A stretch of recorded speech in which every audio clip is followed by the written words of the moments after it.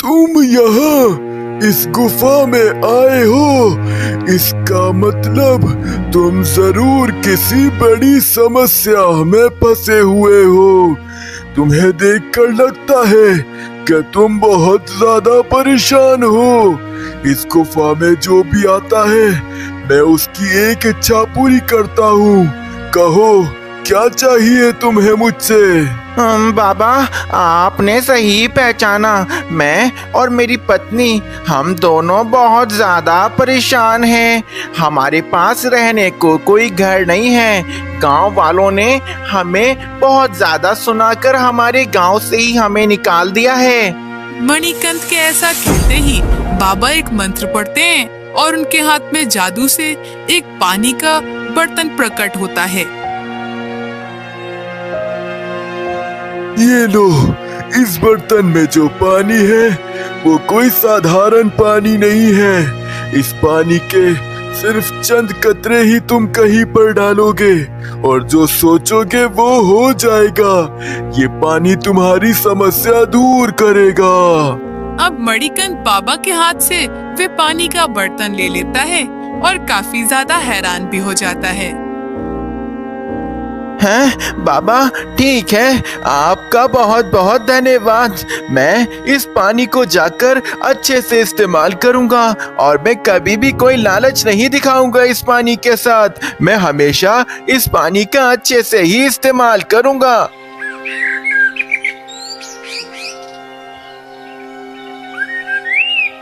मणिकंठ गांव का सबसे ज्यादा गरीब इंसान था।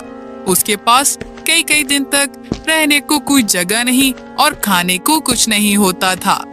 आज मणिकंठ की नई नई शादी हुई थी।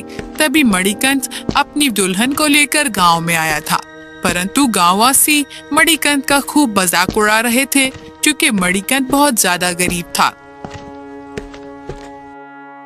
अरे देखो भाइयों, अब तो यही देखना बाकी रह गया था। देखो, इस जैसे गरीब की भी शादी हो गई है। कितनी सुंदर पत्नी है इसकी। एक हमें ही काली सी पत्नी मिली है। पूरे गांव में कोई भी उससे पसंद नहीं करता। हाँ भैया, कह तो तुम ठीक रहे हो, परंतु मुझे भी विश्वास नहीं हो रहा है। इस गरीब को भला लड़की किसने दे दी? ये इतनी सुंदर लड़की से शादी करके आ गया है। हमें तो इसको अपने गांव में ही रहने नहीं देना चाहिए था।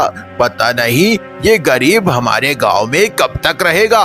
हाँ भैया, मैंने तो पहले ही कहा था इस गरीब को हम मिलकर गांव से बाहर निकाल देते हैं, परंतु मेरी बात तो किसी ने सुनी ही नहीं। अगर उस समय मेरी बात सुन ली होती तो आज ये गरीब अपना परिवार यहाँ हमारे गांव में नहीं बसाता। अरे कैसे लोग हैं ये, अभी गांव में कदम ही रखा है और मेरे पीछे पड़ गए, मेरा मजाक बनाते जा रहे हैं। जब तक मेरी पत्नी नहीं थी ये मेरा मजाक बनाते थे, परंतु अब तो ये मेरी पत्नी का भी मजाक बनाएंगे। लेकिन मैं इनकी ये बातें हरगिज भी नहीं सुनूंगा। अगर मैं गरीब हूँ तो क्या हुआ, गरीब तो कोई भी हो सकता है, उसमें किसी का मजाक नहीं बनाना चाहिए। मैं अपनी पत्नी पर कोई भी बात बर्दाश्त नहीं करूँगा।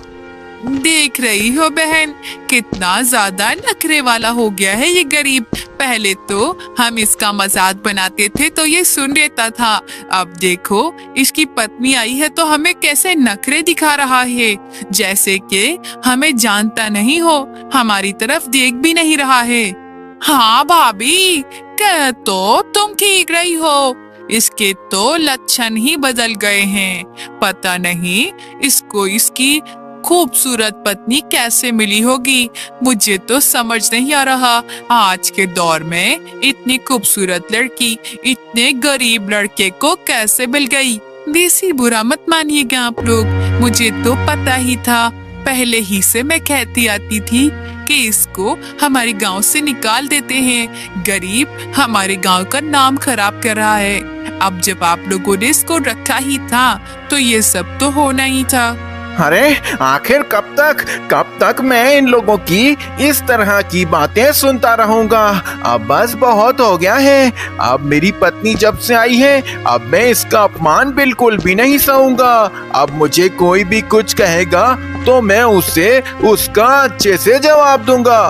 मणिकांत अपना एक छोटा सा झोपड़ा बनाकर वहाँ पर ही अपनी पत्नी को रहने के लिए ले आया था। तुम्हें यहाँ पर कोई परेशानी तो नहीं है ना? मैंने तुम्हें पहले ही बता दिया था कि मैं अकेला ही रहता हूँ। मेरे माता पिता कोई भी नहीं है। इसी कारण से यहाँ के लोग भी सब मुझे बुरा भला कहते हैं और मैं बहुत गरीब भी हूँ। इस झोपड़े में क्या तुम मेरे साथ रह सकती हो? नहीं जी, मुझे यहाँ पर आपसे कोई भी परेशानी नहीं है और आप जब यहाँ पर सुकून से रहते हो तो मैं भी रह लूंगी। और गांव वालों का तो काम है बातें बनाना, वो बातें बनाते रहेंगे। क्या हो गया, हम उनकी बातें सुन लिया करेंगे। ऐसी कोई बात है नहीं। मुझे यहाँ पर बिल्कुल भी आपके साथ परेशानी नहीं है रहने में। हाँ, वो सब तो मुझे पता है, परंतु मेरा ये छोटा सा झोपड़ा, इसमें बस एक ये छोटा सा चूल्हा ही है। क्या तुम यहाँ पर अभी मेरे साथ खुश रह सकोगी? मुझे बस इतना ही जानना है तुमसे।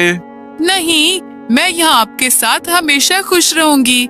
भले ही आज हमारे पास ये छोटा सा झोपड़ा है, लेकिन कल को हम मेहनत करके अपना एक बड़ा सा घर भी ले लेंगे और उसमें हम आराम से रहेंगे फिर। और वैसे भी अभी देखें जरा, ये चूल्हा कितना प्यारा सा है। हम इस पर खाना बनाते हैं।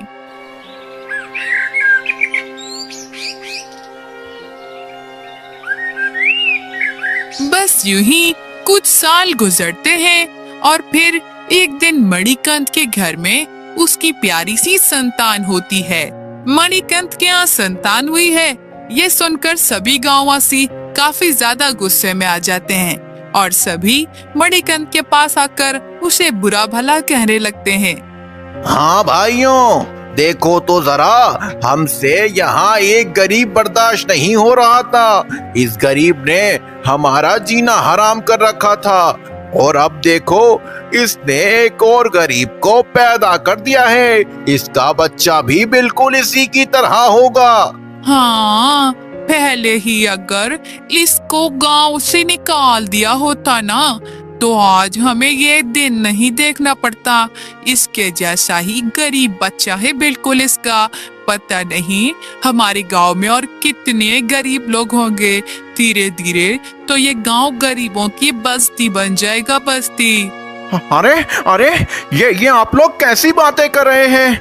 जाइए आप लोग यहाँ से, जाइए। मुझे आप में से किसी की कोई भी बात नहीं सुननी है।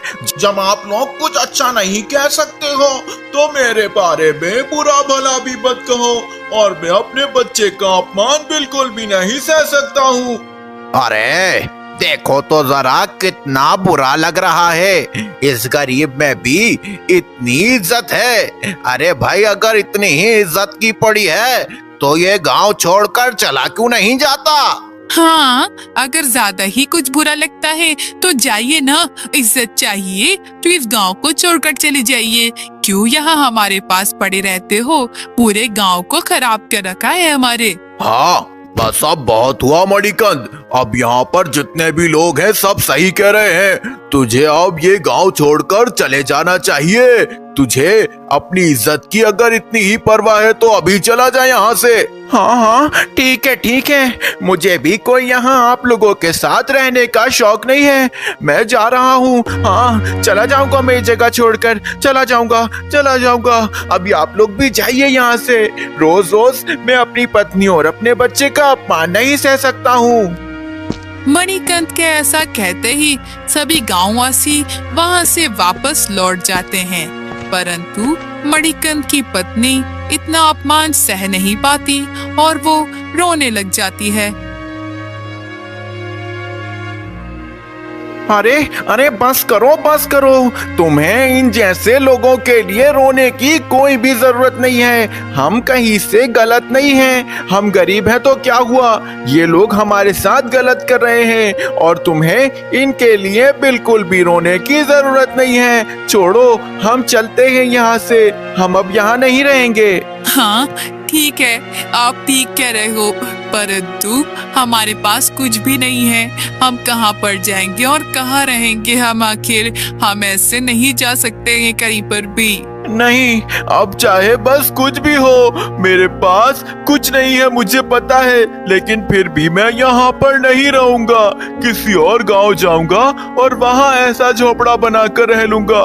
ये गांववासी बहुत बुरे हैं, इनके साथ तो अब मैं कभी नहीं रहूंगा। ऐसा कहकर मणिकंठ अपनी पत्नी और बच्चे को लेकर दूसरे गांव जाने के लिए निकल जाता है।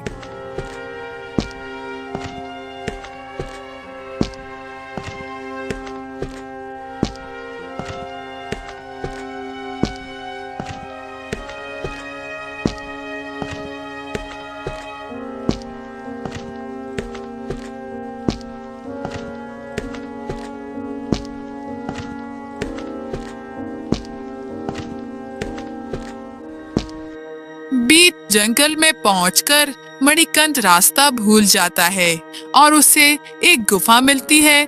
उसमें से किसी इंसान की आवाज आ रही होती है।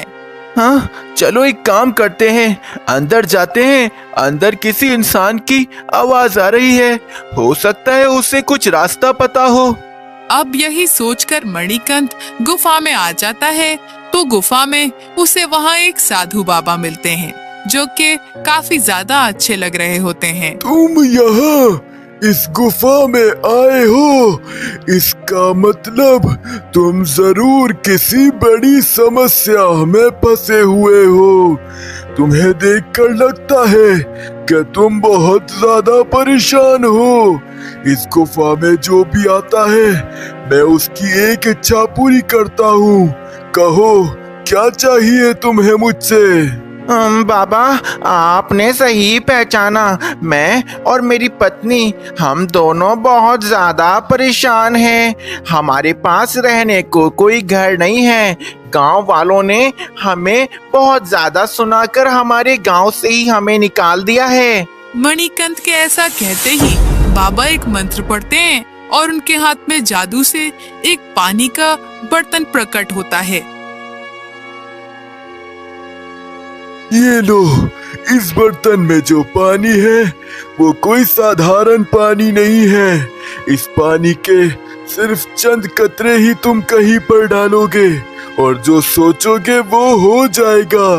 ये पानी तुम्हारी समस्या दूर करेगा। अब मणिकंठ बाबा के हाथ से वे पानी का बर्तन ले लेता है और काफी ज्यादा हैरान भी हो जाता है। हैं बाबा, ठीक है, आपका बहुत बहुत धन्यवाद। मैं इस पानी को जाकर अच्छे से इस्तेमाल करूंगा और मैं कभी भी कोई लालच नहीं दिखाऊंगा इस पानी के साथ। मैं हमेशा इस पानी का अच्छे से ही इस्तेमाल करूंगा। ऐसा कहकर मणिकंठ बाबा से वे पानी लेकर वहां से आगे की तरफ चला जाता है।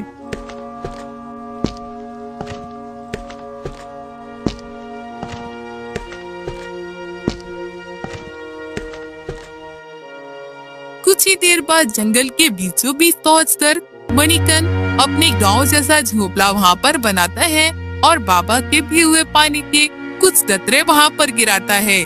बस फिर कुछ ही देर बाद वे झोपड़ा एक सुंदर से घर में बदल जाता है। मणिकंठ और ज्यादा खुश होता है।